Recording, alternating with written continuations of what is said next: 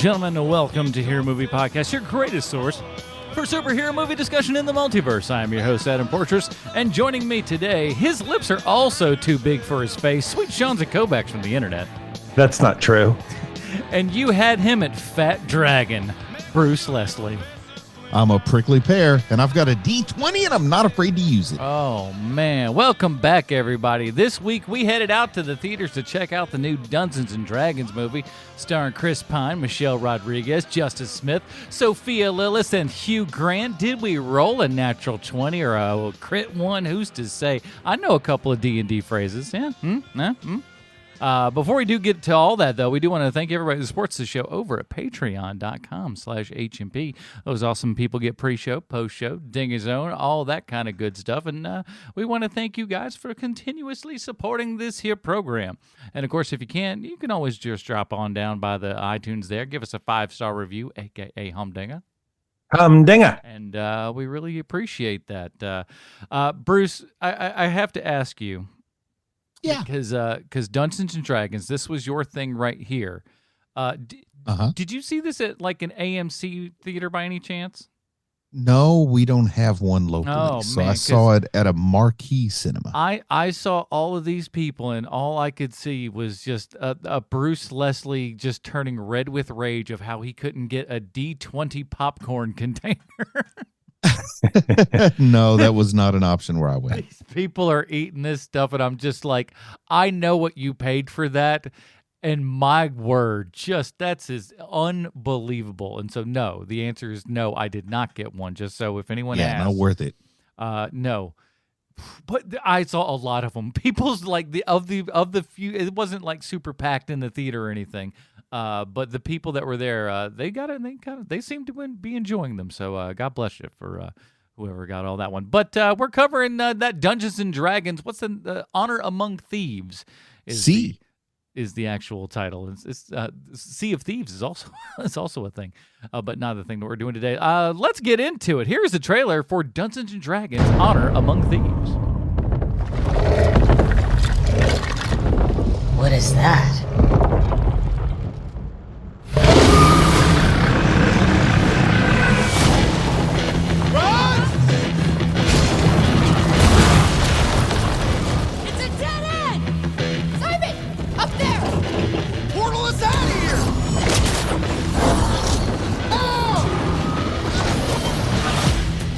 We're facing the greatest evil the world has ever known. She's executing our people. This is unlike anything we've ever seen. What's trying to kill us this time? Pretty much everything.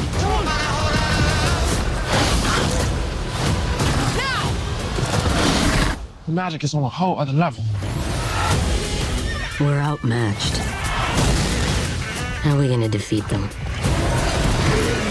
I know what to do. I can ask corpses 5 questions and then they go back to being dead. Perlamon Tergatis. Maybe I'm not saying it right. Yuck. Wonderful. Were you killed in battle? Yes. Great. 4 more questions, right? Yes. No. That wasn't for you. Did that count as a question? Yes. Damn it. Only answer when I talk to you. Okay? Yes. Why did you say okay at the end of that? I didn't. Fantastic. Where's the shovel?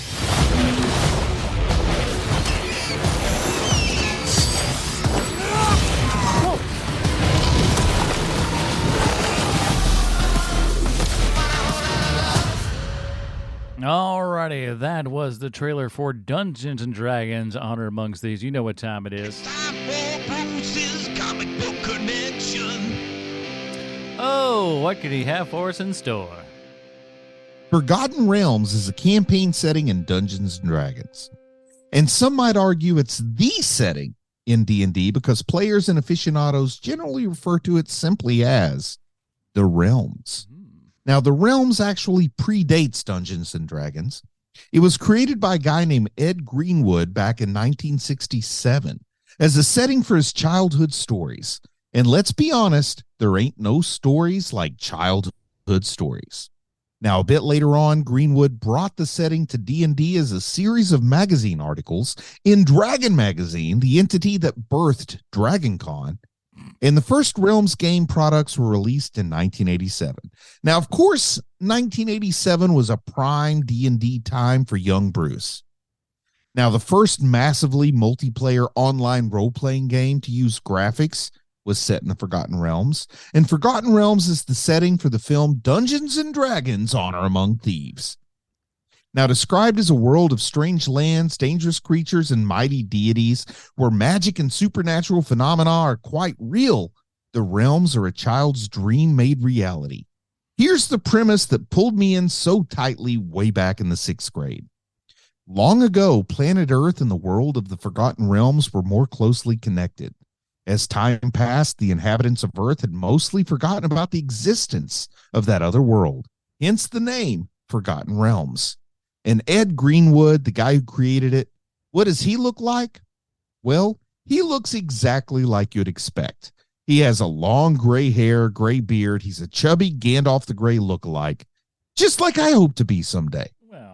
So Forgotten Realms is one of the most popular Dungeons and Dragons settings. It certainly doesn't help that it's the setting for R.A. Salvatore's Drizzt novels and the fairly well-known Baldur's Gate series of video games. Ed Greenwood began making cries in the Forgotten Realm at only 8 years old. Wow, can you believe an 8-year-old came up with places that had names like Neverwinter, Icewind Dale, and Waterdeep? The genius is in the simplicity. Now, he came up with the name from the notion of a multiverse of parallel worlds. Earth is one such world, and the realms is another. Now, Flash of Two Worlds came out in 1961, when Greenwood was only 2 years old. Do you think the DC multiverse shaped his vision? I very well might be wrong, but I always felt like the DC multiverse was the first pop culture multiverse. Now, in Greenwood's original conception, the fantastic legends of Earth, well, they derive from a fantasy world that can no longer be accessed. Greenwood discovered the Dungeons and Dragons game in 1975, and he became a serious role-playing enthusiast with the first advanced Dungeons and Dragons game that was released in 1978. Greenwood brought his fantasy world to the new medium of role-playing games when a university student named September, of all things, introduced him to advanced Dungeons and Dragons. The setting became the home of Greenwood's personal campaign, and Greenwood began a Realms campaign in the city of Waterdeep before creating a group known as the Knights of the Myth Draenor in the Shadedale region. Now, Greenwood felt that his players' thirst for detail made the Realms what it is. He said, quote, "They want it to seem real and work on honest jobs and personal activities until the whole thing grows into far more than a casual campaign.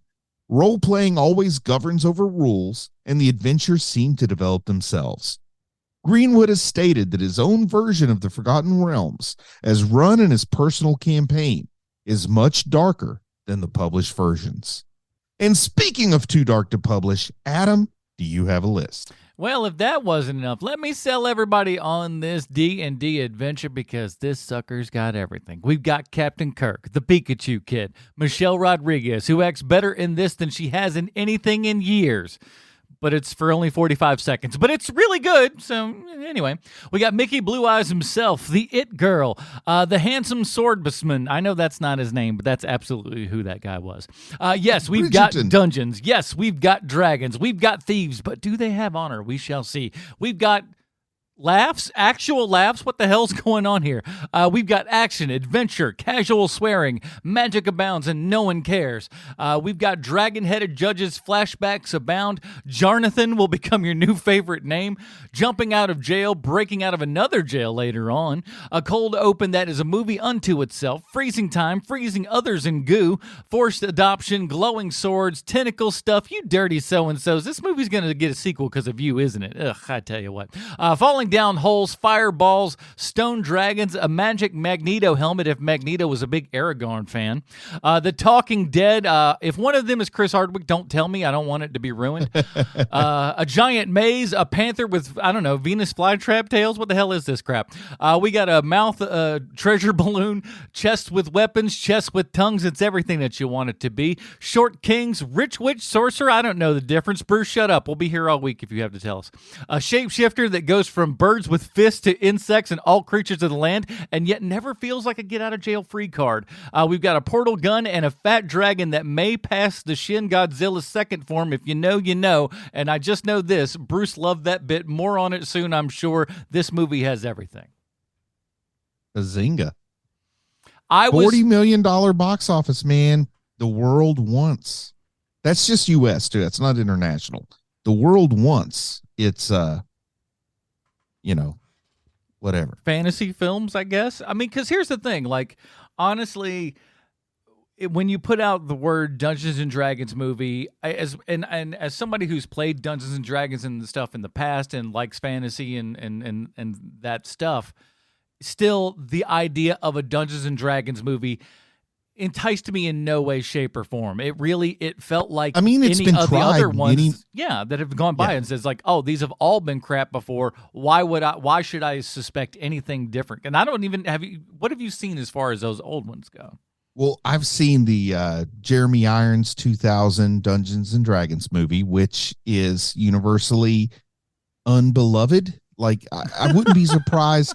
I honestly wouldn't be surprised if its Rotten Tomatoes was like 10% or less. Like, it is one of those. Wow. But, it's like, it's not as bad as they say, but it's still not good. So it's bad. So don't worry about it.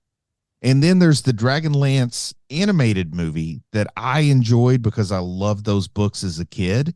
But I think if you've not read the books, that the animation seems like undecipherable nonsense. Like they tried to cram what took me 21 hours to read into a 2-hour movie. It doesn't work. And then I didn't see any of the live action sequels or anything else after that. Like after the animated and the live action both were okay, but not great, I didn't investigate further. The 2000 Dungeons and Dragons tomato reader of 10%. See, I told you that's about what I thought it would be. With an audience of only Marlon Wayans, right? Yeah, and the audience of only 20, so no one liked that movie at all. Yeah. But so going into this, I was just like, I like the cast well enough. Chris Pine, I think I've always kind of like I've championed this guy for a long time and stuff. So I want to see him do well. I would say this cast is phenomenal. I mean, we've got Chris for an ensemble cast with $150 million budget is a pretty big budget, but still for an ensemble cast on a genre film, I think it's pretty good to have Chris Pine, Michelle Rodriguez, who, as easy as it is to sort of dismiss her, is an action movie icon. I mean, she's in one of the probably 3 biggest action movie franchises of all time, if not the biggest box office for an action movie franchise. And she's done stuff outside of that. Like, it's easy to forget she is an icon. And then you throw in Justice Smith, who's a good actor, young. He's going to have a bright future. He's been making a name for himself lately in the last couple of years and stuff. So, and then Hugh Grant, who, has had quite the career. He's an odd bird, but he's had quite the career. It's just a really, really good cast. Yeah, like for me, and Sophie Lillis, who I guess because she's older now went from Sophie to Sophia, but still, I've been rooting for her ever since It Chapter 1. Yeah, she's great, and I like to see her in more stuff, and she had been in a few things after that, which was great. What was the little series that she was on Netflix? This Is How I Die or something. It was from the same guy that said The End of the Effing World. He wrote that comic, and then he wrote the other comic. And she's great in that. Yeah. I can't remember what the comic's called. Oh, shucks. But yeah, she was really great in that, and so I was excited to kind of see. But like I think I saw the trailer once, but like I actually played this specific trailer today because of the end of that, which I thought while watching the trailer, I'm like, wow, you guys really screwed this up.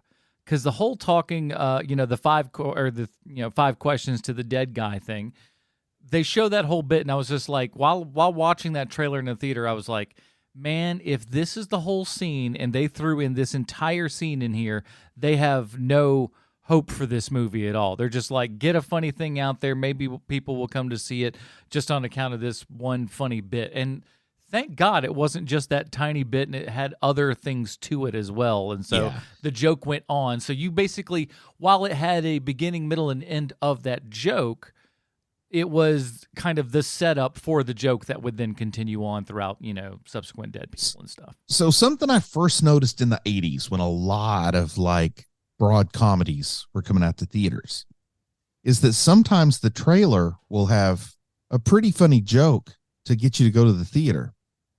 But they've already burned that joke in the trailer, so they leave it on the cutting room floor and it's not actually in the movie.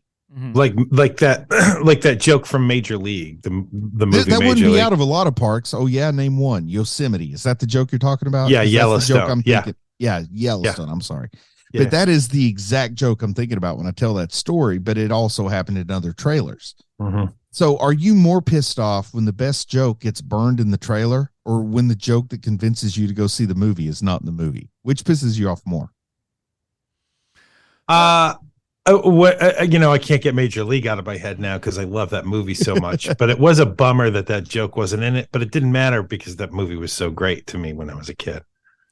Because I get pissed off both ways. I get pissed off if the best joke is burned in the trailer, but I also get pissed off if there's a joke I like in the trailer that's not in the movie.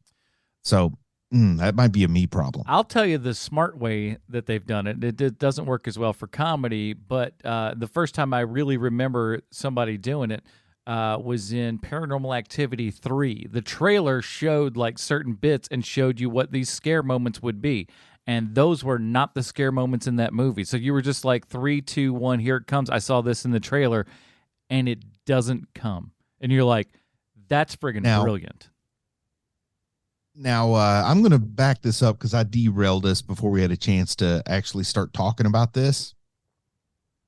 But before we talk about this movie, a couple things I want to say is that like the adaptations of games to the big screen, whether it's board games, whether it's video games, this is not even the first Dungeons and Dragons RPG game to be adapted. But they have a reputation for being bad. And that sets a low bar. And this movie is being considered successful. I mean, mildly above average is still successful. So whatever that's going to be considered, we'll find out in the long run. Mm-hmm. But is it getting too much credit because it's in a genre where the bar has such a low setting and such a bad track history? Not in my opinion. I mean, it can be, but ultimately what I think is smart about it is that like they've taken, this is like if you've said this, or maybe I heard it on a video or something, that it's Guardians of the Galaxy, but in, just in another form. I kind of thought about it the other way around, like watching Guardians of the Galaxy, particularly Volume 2 and the stuff the characters say and some of the over-the-top goofiness of that comedy feels like the kind of stuff that happens in a D&D campaign where like it doesn't fit the story, but you've got this pressure to spit these words out of your mouth because this joke just works way too well. Like I felt D&D campaign style action comedy a lot in Guardians of the Galaxy, and watching this, I felt like, oh wait, that's why I like Guardians of the Galaxy. Like I didn't know it at the time, but watching this, that is the comparison I made. And of course, I've gone on the record as saying like that's probably my favorite Marvel cinematic property. And now it makes sense because the same thing I like about D&D must be what I like about Guardians of the Galaxy. These guys also did Game Night, and I don't know if you guys saw Game Night. Yeah, that's a good comedy, man. I like that movie. So much fun. Jason Bateman, right? Mm-hmm. And they bring that kind of vibe to this and everything. And that's why I like when I found out it was him, I was like, burn the yeah, joke. That's great. I don't want to burn the joke, but Game Night has maybe the best Denzel Washington joke you're going to see in a movie. Pretty good. I was like, okay, this is I'm glad that those guys have gotten, another swing at things, and I think they got all the kind of chess pieces in just the right order for this, because again, this movie shouldn't work on paper. It looks like all the elements are there well enough, but like as we've seen in the past, the execution goes terrible. But I think one of the smartest things that they did was to integrate that funny comedy into this, but yet it never feels like shtick. It never feels too modern, but yet it never feels like it's old and outdated, or they're kind of, my lord, or none of that crap's going on. Yeah, but we're not talking about Xboxes or anything either. So it's like nice down the middle. It's a nice it's a nice simulation of gameplay without being too self-aware. You know what I mean? Like, you can get a little too cute in the whole thing. Because I want to talk about that, because Bruce, as somebody who plays on the regular basis and everything, I think something a lot of people don't think about when they think about, role-playing games and stuff like that is how funny they can actually be. It's really, because that's depending upon who you're with and the people that they are, funny stuff is going on all the time. I don't know how much people know this. Like I'm trying to put this out in a family-friendly. Jeez Louise, why does it do that every week? Like every week my phone rings while I'm talking. But anyway, I'm trying to think of how to say this in like a family-friendly, internationally acceptable way. But sometimes incense gets burned when people are playing D&D. Okay, I got you. So laughter is given a premium sometimes. You know what I mean? Like laughing while you play. Like, you don't. The stereotype is, you dress up in your LARPing gear and you play it and you're super serious with all the miladies and stuff. But in reality, you're all you're all rolling a D20 to see who can make the worst or the loudest fart in a tube to echo and distract someone. Like that's what it always ends up being. Like someone is farting in a tube to solve every challenge. And that's where the laughter comes into it. But if they went pure on like real gameplay style humor, they would ridiculously shrink their audience. So they went like good middle of the road humor, like you said. Like nobody wants to see them stacking up to try to put their what inside of a statue's hole. You know what I mean? Like nobody wants that. I'm already fearing the campaigns at Bruce's house go a little bit off the rails from time to time. Based upon it's not me, man. I'm the polite one. It's just like, I listen, the characters go where the characters go. I just put them in a room and they populate the world. Is that how you're going at it? And I think I might take us through a little bit of a beat by beat this week. You've done it the last couple of weeks, Sean. I think it makes sense that I'll do this one, though because it's a big wide release. I want the show to move better and more organically. It's less beats, but more talk on each beat. You know what I mean? Yeah, sure.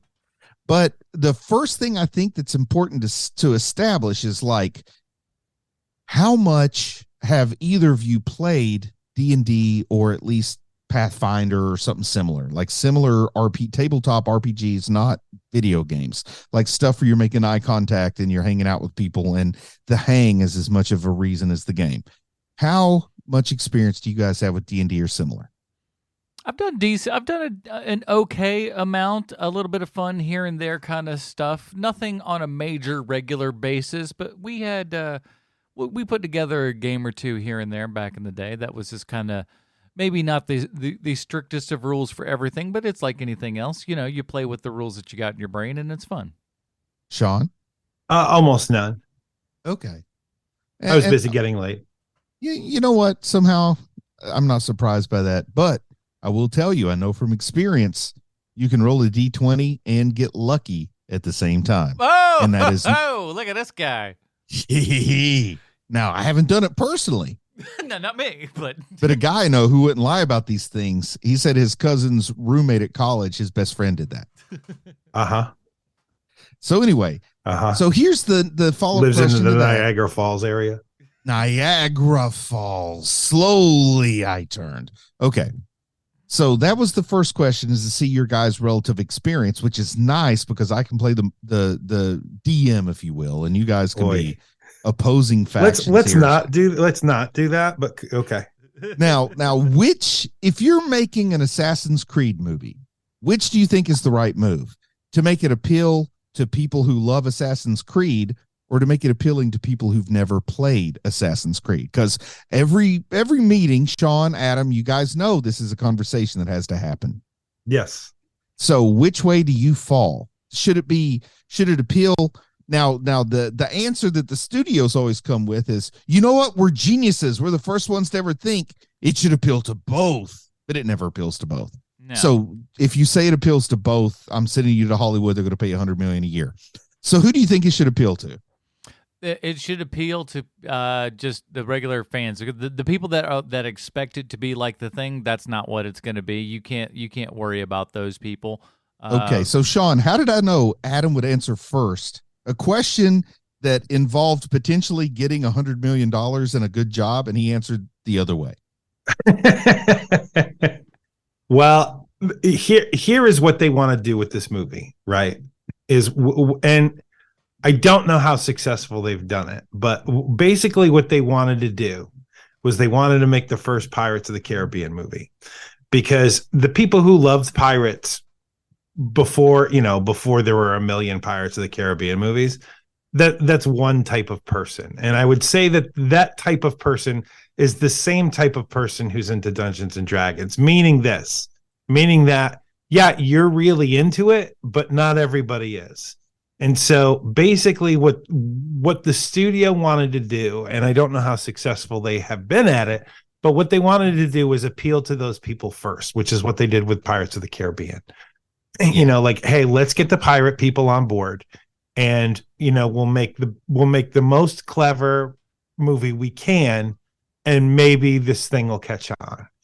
And that's sort of what they've done with this movie, which is that we need to appeal to our base audience first, and we need to fill it with people who, even they might not be Dungeons and Dragons people, but they're Dungeons and Dragons people adjacent. It's the same thing with hiring Johnny Depp to be the main character in your Pirates movie. Is you can totally see Johnny Depp playing a pirate. Here's the nice thing. I mean, we've got Dungeons and Dragons has a pretty good foothold on Gen X. No, that is such a sweeping thing to say. I would say to you that the people who like Dungeons and Dragons are generally Gen X. Yes, Gen X are the generate like Dungeons and Dragons started getting published in the 70s. We were the generation that was a child when game was, which children played more than adults. You can't argue with me about that back then. No. Now it's different. Yeah. So when I'm saying it already has a good foothold on Gen X, that's like saying Atari has a good foothold on Gen X. Like, it just happened to be what was out when we were there. Right. Like that's what I mean by that. I don't mean to make a sweeping generalization about what we like or don't like. They all I'm just saying we were the generation that was around when it happened. That's what I mean by that. So it's got a foothold there. But then it is also managing to realize that the people, the millennial folks who are younger than us, who loved things like Lord of the Rings, like Adam, you're one of those Lord of the Rings elder millennials. Mm-hmm. The younger millennials love Game of Thrones, but they have all had enough time in their Lord of the Rings and Game of Thrones fandom to eventually get to the point where they're making their own jokes about farting in a tube. So even if you didn't play D&D, they got a nice big sweeping group of potential audience because of the success that two other media properties had in approximately 15-year intervals after their peak. You know what I mean? So they've got a nice big audience to capitalize on now. And they've all also had enough time to understand, like, as much fun as pure fantasy is, we all get tired of doing fake British accents. Yeah. We all like making fart jokes, and we all like putting our peepees in statues when that's not what we're supposed to be doing. So this movie has captured the magic of, to me, mimicking what a game is like. Like, you eventually want to defeat the villain, and you want to be successful in your objective on the campaign, but you also want to have as much fun as possible doing it. And also, campaigns are kind of on the rails, so no matter how much of an idiot you and your fellow game players are, you still end up kind of winning. And this movie kind of captures that feeling perfectly. And with with the changing, because there's so many different venues and looks and feels to everything. Again, it feels like, like an adventure that you would lay out. It's like, oh, well, we want to go to all these different places and do all of these different things and stuff. And the movie affords you that kind of thing of like, oh, well, we can go anywhere and do anything. Well, why don't we just do that? And it does not shy away from giving nuggets and Easter eggs to a D&D fan the way a Marvel or DC movie would to a comic book fan. Like the Harpers are well established in the D&D Forgotten Realms lore. Like I was talking about the board game, Lords of Waterdeep. One of the factions you play in that game are the Harpers. A friend of mine was playing the Harpers on Friday night. So it's kind of nice to hear things like Waterdeep and the Harpers and things we're familiar with being mentioned here, as well as clearly defined character classes. It's not even like the animated cartoon started making it like there's no such thing as an acrobat as a character class, but there's a character that's an acrobat as their character class in that cartoon. Well, this movie really, really captures the character classes where, Chris Pine is the bard, Michelle Rodriguez, the barbarian, the guy from Edgerton, the British guy from Edgerton is the paladin, of course, which they do great stage armor for him. We've got Justice Smith, who we know from Detective Pikachu, as the sorcerer, and I would love to spend some time talking about the difference between a sorcerer and a wizard, which this movie understands. Sophie Lillis as the tiefling druid. Do you guys know what a tiefling is? That's the character class that I don't think's ever been in a movie before. That wasn't like that Mr. Humness in the old, what you call it there, Lion, Witch, and Wardrobe, was it? No, definitely not. No, I don't know the difference then. Hugh Grant is a rogue, which makes sense. And then, of course, we got some wizards. There's no, the wizards are pretty obvious. They're the ones that look like wizards. And we got halflings. Bradley Cooper is a halfling. Yeah, that was the biggest thing where I was just like, I just dropped right there. I was like, what?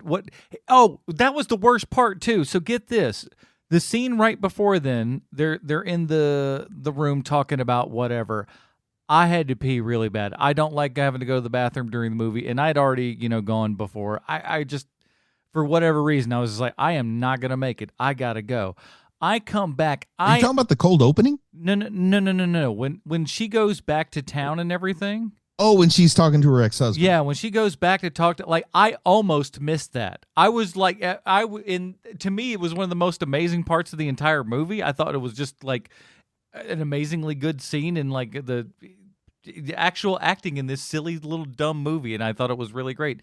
But I almost missed that because I had to go to the bathroom and I couldn't. And if I would have come back and somebody says Bradley Cooper was in this as a tiny little guy, and I'd have been like, you were out of your mind. You're a liar. There's no way. That's not a thing that happened in this movie, and it doesn't. It's great. Sean, I'm going to pull you back in here. So tell me, Sean, why do I not like the effect of Bradley Cooper as a halfling near as much as I like, let's say, Sean Astin as a hobbit? Like, I don't. Why did Peter Jackson make his hobbits look better for some reason than Bradley Cooper looks in this movie? I don't know, man. I have. Do you think the hobbits look better? Or do you think Bradley Cooper looks just as good as Orlando? Not Orlando Bloom, the other guy. You already know that I like. There is a blanket of involvement in this kind of movie where I'm just out. So like it's all gobbledygook to me, but I'm trying to be as clean as I can here. So what did you think of Bradley Cooper's haircut? It was fine. He was little. Like I don't know. So do you think Bradley Cooper had a bad haircut in real life and brought it to this movie? Or do you think he got a bad haircut just for this movie and then took it to real life? Because I saw him on like YouTube or something talking to his mom where he had the exact same haircut he has in this movie. And I thought, man, Bradley Cooper looks like a meth head. I think that they did it because they wanted it to be funny. And so when you first see him, he's supposed to be funny. And then, you get your dramatic moment later. But the having Bradley Cooper play a little guy and have him with dumb hair is like that's the joke.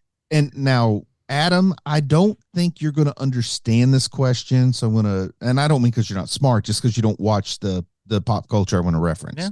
But I know that Sean does. So I'm going to just ask Sean, do you think Bradley Cooper was channeling just a little bit of Derry from Letterkenny? Because I think he was. I don't know. You're not even going to go down this speculative game. Look, man, You've much never heard of podcasts before we make outlandish statements with no evidence. Much like Hugh Grant, I couldn't wait for this movie to be over. Like, I mean, like I know Hugh that you Grant love was it. so good in this movie. I know, but he wanted to be out of this thing so bad, like so quick. When Hugh Grant and Michelle Rodriguez are sharing dialogue in a scene with just the two of them, it's so funny to think that like they both have the same profession and probably get paid about the same for that scene. You know, it's just funny to me because there's a big difference in their delivery. Like Hugh Grant not wanting to be there still kind of has a charming delivery. Michelle Rodriguez, she's not, way more successful than I'll ever be. She's not a very good actor. I mean, she's not good. And I haven't seen anything where I'm like, wow, she's amazing in this. I've never seen it. Hold on, Bruce. You've been talking the entire episode. I've hardly said a word. So like, so let's like, let me tell you my true thoughts on this, because like, I don't want to rain on your parade. That's not what we're here for. And nobody wants to hear me complain for an hour. I think the cast is good.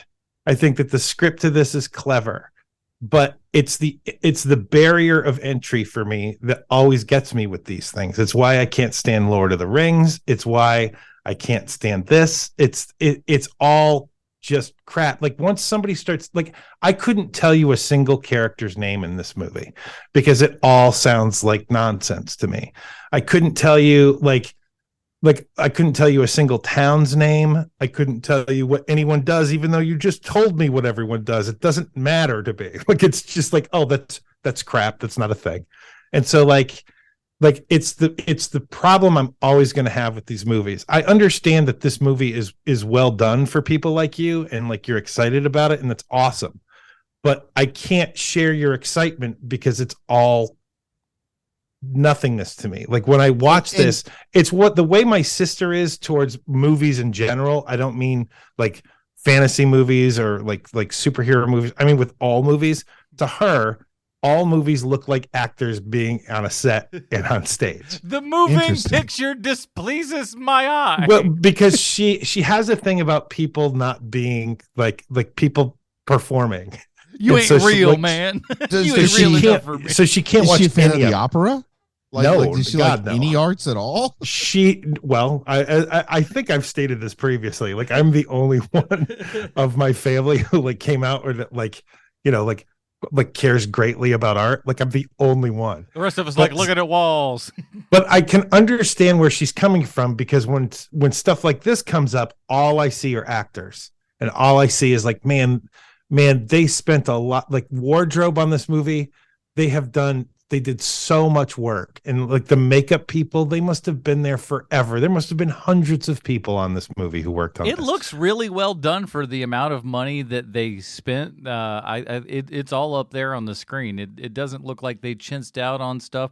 Most of the effects do look like when that fat dragon was like rolling down through town and stuff. I was like, this looks really good for this level of movie. He's not fat. He's pudgy.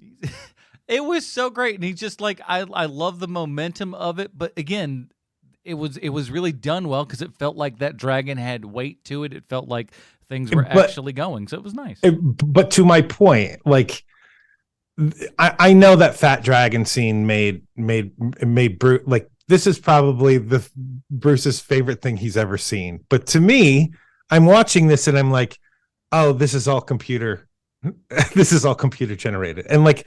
I'm going to go watch the prequels instead. And that's all. But look, man, I hate those movies too. We all do, man. But I can't help but make that comparison. But like when I see like it's the thing, it's the barrier of entry. It's the thing that I think that some people have, like we were talking about earlier, when it comes to superhero movies or space movies or anything like that. That I don't have that barrier for. It's just this style movie, and so it's like I'm never going to like any of this stuff. It's kind of a surprise with how involved I was with Game of Thrones, but I think because there was so little of it in the beginning that it made it more palatable for me for some reason.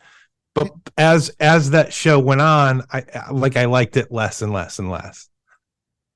Did you notice that the dragon in the cold opening was named Rhaegar?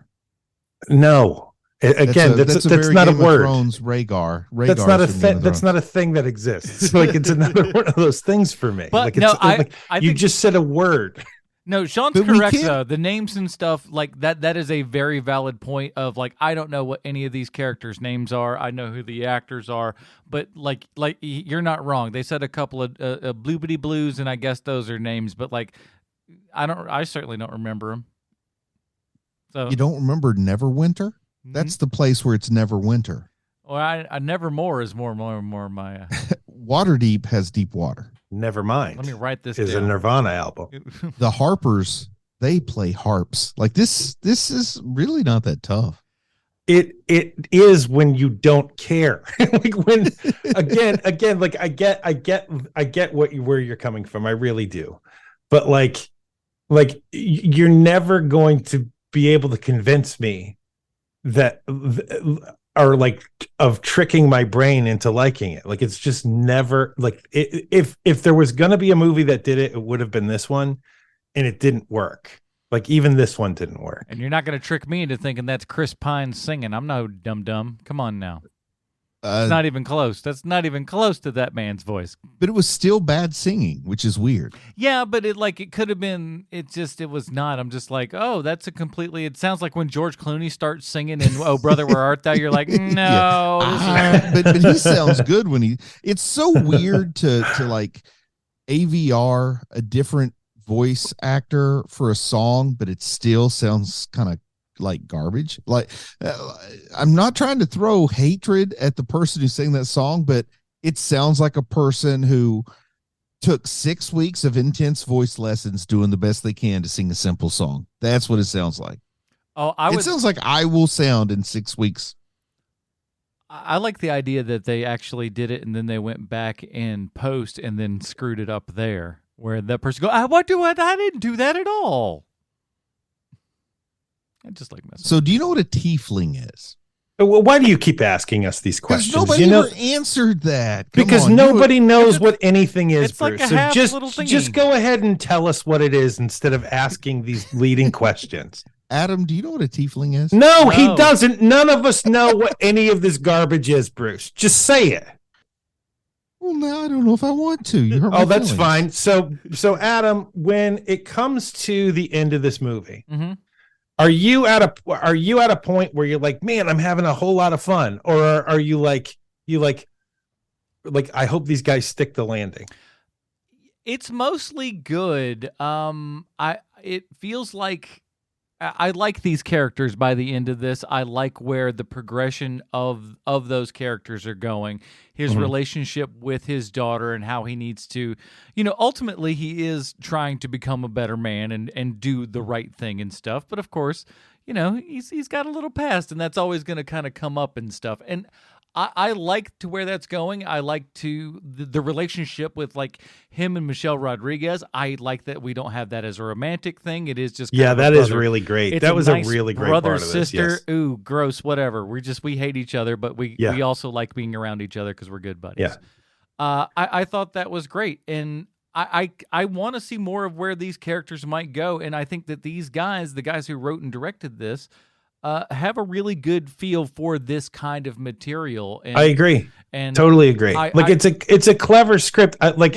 Like I didn't laugh a single time watching it, but I know that the nerds sitting like the couple sitting down near the front, like you could not stop them from laughing. They thought it was all so funny. Yeah, I had a group off to my left that were laughing the whole time, and were very happy to get away from their wives from the conversation that I heard previously before the film. They were just like, "Oh, thank God we can get away from here!" But they had a blast. It was what they were looking for. So I think that there's a decent chance we get more of this in the future, because for what it is designed for, how it is, I think more people would be apt to do this. I think the crowd and perhaps they may not be the crowd that would initially go to this, but I think of it just because of the same actor.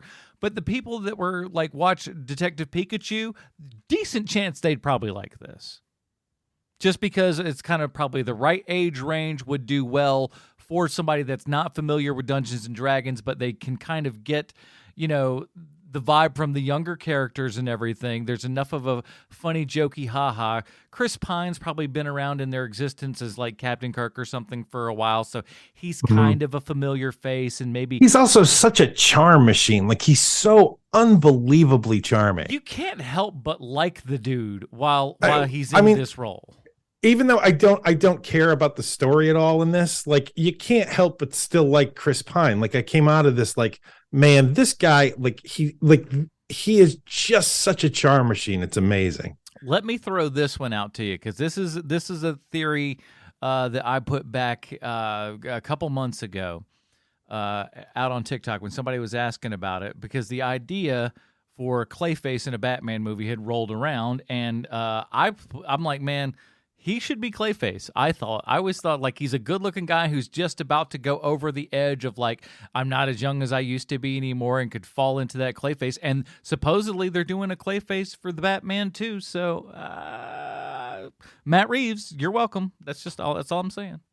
That's pretty neat. I got. So when I they're think at it's a their pretty great parole idea. hearing and their plan to escape is to grab the bird person and jump out the window after it really sounded like he had like a legitimate plan, and then you found out they were going to be pardoned anyway. Like, that is the joy of this kind of thing. That is the moment right there where I was like, oh, I knew 100% this was going to be a Bruce movie, because it was just like you go for the escape, and then it was just like, well, we were going to let you go anyways, and you broke the law. That's just like... And I think we've all had moments like that, like where you think you have a clever out, or you think your friend has a clever out, and that clever out is actually just like kick the guy in the nuts and run away. It's like, I feel like even if you don't like fantasy, even if you never played D&D, even if you have barriers to entry as Sweet Shanzi has, that you see a moment like that and you're like, in some weird way I relate to that. And you don't know why, but you dig deep enough and you've been in that situation. Well, it's clever. Like I said, I think or it's anti-clever, which is the new clever. Like clever would be like, oh, we bribed the guy, he's our friend, he's going to vote for us, we're all set up like the Sting style. But anti-clever is setting you up to think it's going to be like an Ocean's 11 solution, and it's really more like a Logan Lucky solution. But what I'm talking about is like when Jack Sparrow takes over the ship in the first movie. Like, that's a very clever moment, and so is this. Like, this is a very clever moment where you're just like, huh, with a great callback at the end, right? And so it's like, again, the screenwriting on this movie is very good. Because it kind of, you needed it to be good, and it was good. Like, the script to this is good. Yeah, I'm not going to go any further than that. It's good. Ellipses. So Paramount Plus has already ordered 8 episodes of a series of Dungeons and Dragons. And who's going to be in it? We're sure it's not Hugh Grant. It will not be this cast, is what I've been told. Sure. Well, here's the thing. I mean, all right, what they have to realize is what I think Star Wars is only now just realizing. You need to start making people want things a little bit more. You can't just be flooding the zone all of the time. You're going to end up losing. Well, you know how they were going to make a John Wick TV show, and then John Wick 3 made more money than John Wick 2, and the TV show went away and they made John Wick 4? Yeah, I think I remember something like that. Well, there's part of me that's hoping this Peacock, Paramount, it's all the same to me. If it starts with P and ends in plus, I don't watch it. So I'm sorry to tell you that, but if Pied Piper Plus ever comes out, I'm passing. Darn it. But anyway, I think this is going to launch a nice little franchise. I think this could launch. You make a movie they got to roll the budget back a little bit for the sequels, but you make a movie for $80 million, you make $120. I think this could be something that is like a more successful but similar model to like Resident Evil, where it's got its small fan base, but you know who they are. And as long as you set your budget appropriately, you're always going to be profitable. I could see this finally being the franchise that D&D thought they were going to have in the early 80s. And, you know, it's a completely underserved audience when it comes to pop culture stuff, you know, like, you know, it's the reason why they keep spitting out Lord of the Rings stuff, even though nobody wants it anymore. It's because it's like these people are starving for stuff. And Chris Pine is like a franchise guy that doesn't really have a franchise that's a hit. You know what I mean? Like Wonder Woman kind of failed on the second one. Star Trek kind of failed on the third one or whatever. So it's like he is a guy, this might be his franchise finally, you know, like this could be the thing that does it for him. That's a shame because the first one and the third one are great. Like I love the first Star Trek and the third one. It's the second one that sucks. Yeah. I liked all three of them. The second one made me angry at J.J. Abrams, but I still like the movie. But yeah, it's clearly there's no fourth Star Trek movie in that franchise coming. It's going to be a reboot. Way. Right. So I still see him as a guy who needs that franchise. You know what I mean? And I think this could be it for him. And it could be the right time to hit him. Yeah. You never This know. could be his Mission Impossible, man. Could be. I got to tell you, I had enough at one point watching this movie, and I was like, the second that the guy shows up and he's wearing the shining armor, I was like, I don't need to see any of this. So I walked out and I went to the bathroom and I got some snacks, which I never do at the movie theater ever. And it took some time, and I got back to the theater and I missed literally nothing. And it got and they were like on to the next thing, and the guy in the shining armor was with them. And I was like, oh man, so I skipped all of that stuff. That's awesome. And I didn't miss anything. And and he's like, and so when he, at the end of his run there, when he's like, well, I'll see you later, and they're on the beach, I was like, man, I could not have chosen a better time to take that break. Now, are you familiar? No, you know, the answer is no. with the Chris Pine's character is an imposter theory that has come out this weekend about this movie. You already know what my answer is going to be. Who's been looking on the web for this information? Well, here's the thing. Chris Pine is a bard. Okay, let me give you guys a little elementary education just for people who aren't aware. Chris Pine's character, a bard. Michelle Rodriguez, she's a barbarian. We got a sorcerer, which is Justice Smith. We've got a druid, that's Sophie Lillis. Now, the theory is we never, ever, ever see Chris Pine use a bard spell. So the idea is he's actually a rogue who is impersonating a bard, which matches up with his old story here, because he comes across much more like a rogue. And I don't buy he playing that guitar at all.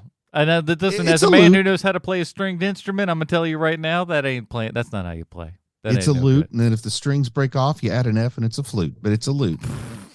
And yeah, but he does no bardic magic, so I think he's a rogue who's like impersonating a bard. Man, that's Sean? That's what you leave for sequels. I think that will be explored because the rogue of the group was Forge, and he's gone now, and they'll need a new rogue, and then they can get a real bard and cast me. Hey, listen, from your mouth to who's in charge? The main character of Chubby Wizard Wrath of the Manticore is a bard, and there's a reason, because bards are very entertaining lead characters. Indeed, they are. Well, you know who else is quite a an entertaining character is one Sylvester Stallone. But I don't know what you know, boys and girls, but this film, in one way, shape, or form, relates back 1-to-1 with one Sylvester Stallone.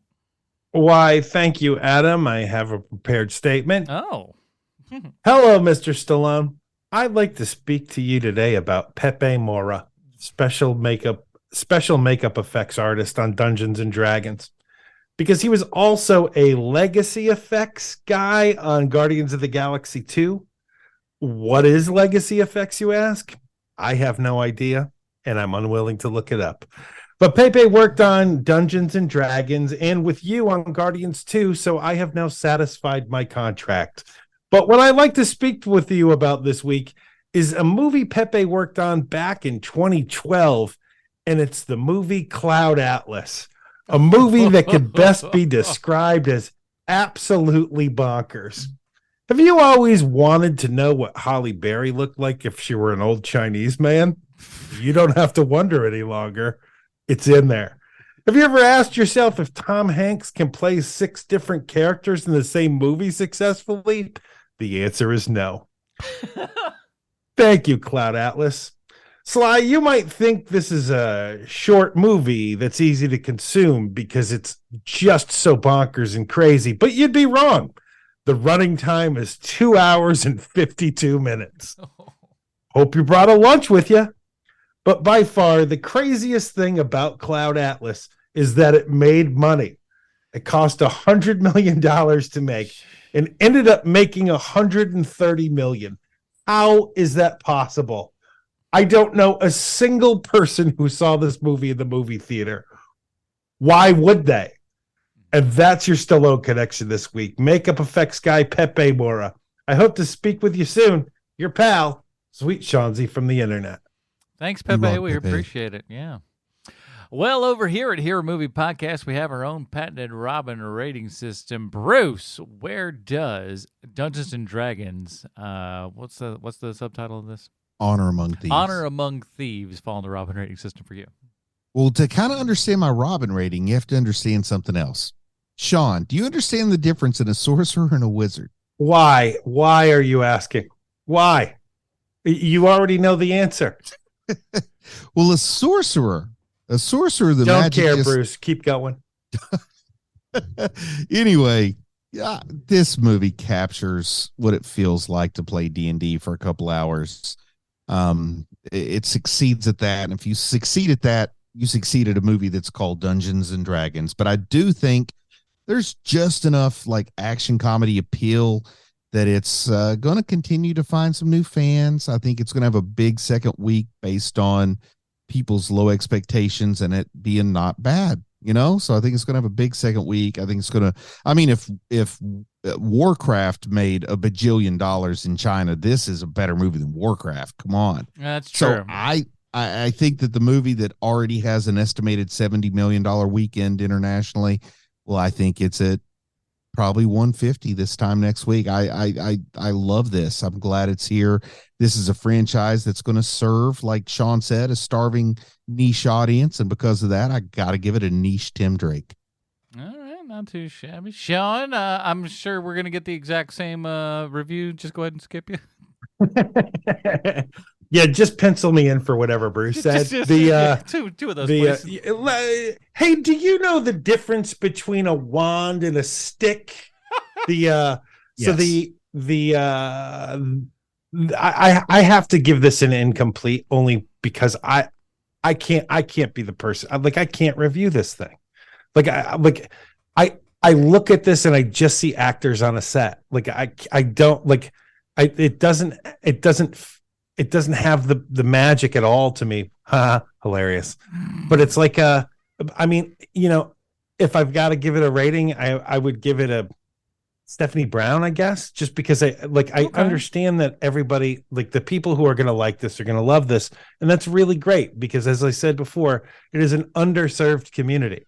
But this is not my thing at all. I get now. This is not me trying to influence in any way, but because it's so underused, I figure we throw it out. It's maybe slightly above that, but it is the Carrie Kelly is for kind of that sort of. It's right. Not my vibe. It's maybe for somebody else's thing, but that's not necessarily a me thing. Well, then there we go. We'll give it a Carrie Kelly then. That's what I always kind of took the Carrie Kelly. It's just like it's important. It's good, but it's not like maybe it ain't for everybody. That's how I look at it. But for me, it's a Tim Drake. I liked it. I had a lot more fun than I thought I was going to. You could shave 20 minutes off of this, and I think it would be a better movie. the comedy, just and action stuff. We had just enough of all of it, and I thought that was a lot of fun. And the people fulfilled the roles that they were, kind of assigned to do and everything. And I'm telling you, there's a moment in here where Michelle Rodriguez smiles, and I'm like, oh, look, a real person came through. Look, because she is so becoming Vin Diesel that she's worked on too many movies with that man. She is the female Vin Diesel, I'm telling you. She's just becoming Vin Diesel in all of the ways. Like her facial structure starting to look like his. She's bulking up, and I'm like, I'll tell you what, though, when she whether it's her or a stunt person, I believe it's her more than when it's Vin Diesel and suddenly his gut turns into a six-pack. 1,000%. She'd kick the snot out of Vin Diesel. I'm fairly certain of that. At least, that hanging on the balcony Vin Diesel. You ever see that photograph? Oh, I love that guy. He's so great. Oh, man, I saw a photograph of Vin Diesel shirtless on a yacht, and somebody laughed like he looked funny. And somebody said, yeah, but you're shirted and yachtless. And then I felt not so funny. Yeah, it's true. Well, that is it, everybody, for this episode of Hero Movie Podcast. We'll talk about what we're doing next week in just a second. In the meantime, Bruce, where can we find more of your work on the internet? Sean, are you familiar with Stygia from Robert E. Howard's Conan stories? It's going to be murder. I'm going to say, no, for real, though, if you enjoyed this Dungeons and Dragons movie, it captures exactly what I was trying to capture in Chubby Wizard, Wrath of the Manticore. Should be available on Amazon.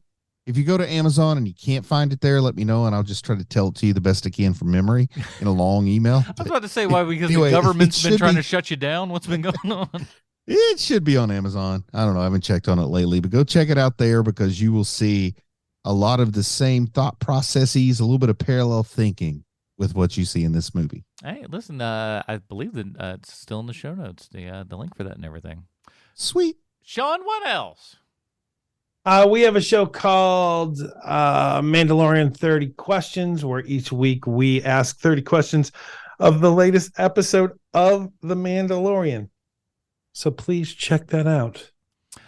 Next week, everybody, we are going to be checking out a French movie coming out. Is available on VOD as we speak.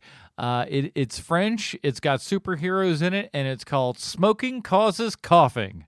So we're going to be checking that out. Is available on VOD, and I think in limited run release in some theaters and stuff. When you like say that. VOD, does that mean like you can go on Amazon? Is it an Apple thing? Yeah, any of the places, any of your Amazon. Oh, any your place, Apples, I yeah, see. pretty much. You just have to pay for it. That's what VOD means. Yeah, exactly. You can either rent it or buy it or anything like that. But so that is out right now. That's Smoking Causes Coughing. We'll be covering that next week on Hero Movie Podcast. So join us back then. Until then, for Sweet Sean's and Kovacs from the internet, Bruce Leslie, I'm Adam Portress.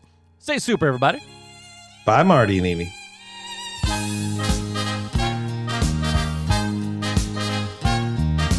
Puff the magic dragon lived by the sea and frolicked in the autumn mist in a land called Honolulu.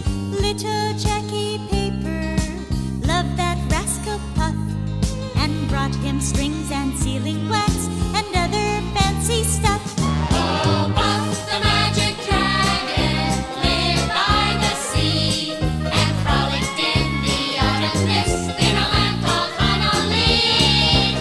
Puff the magic dragon lived by the sea and frolicked in the autumn mist in a land called Honolulu. Together they would travel on a boat with billowed sails.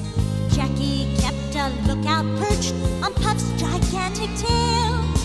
Noble kings and princes would bow where they came.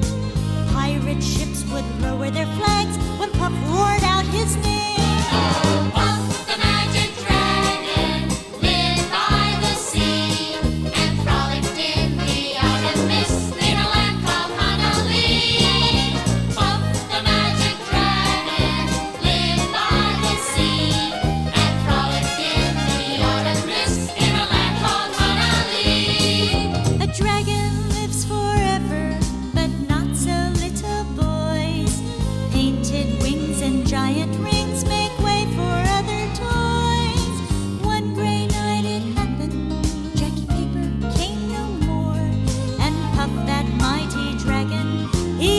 raised his fearless roar.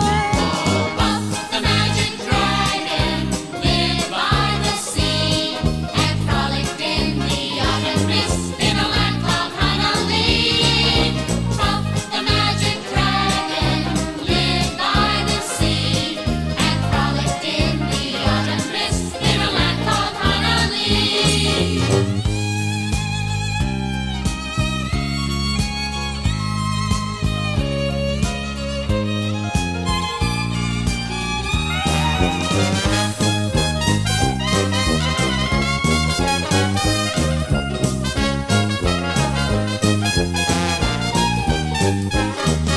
His head was bent in sorrow, green scales fell like rain. Puff no